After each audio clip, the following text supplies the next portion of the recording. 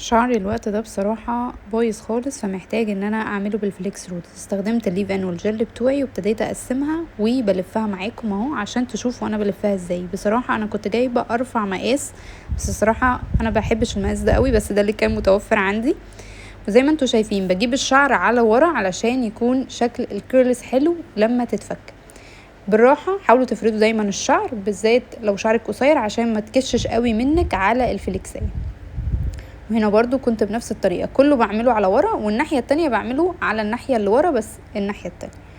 وهنا برضو انا طبعا كنت بعمل خصل تخينة شوية، طبعا لو عندي اكتر كنت هعمل على خصل ارفع. طبعا كنت مستخدمة شاليمو معلش عشان ما كانش عندي غيره.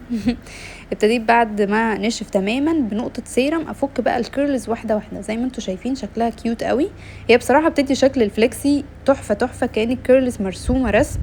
وانا عشان ما عنديش كتير فعملت الجزء بس اللي قدام، واللي ورا يعني مشيت نفسي بيه على اساس ان هو شوية بيعمل كيرلي عن الجزء اللي قدام.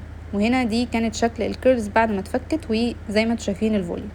وهنا كنت فكيت الجزئين وزي ما انتوا شايفين الشكل لطيف وجميل. وبس كده، باي باي.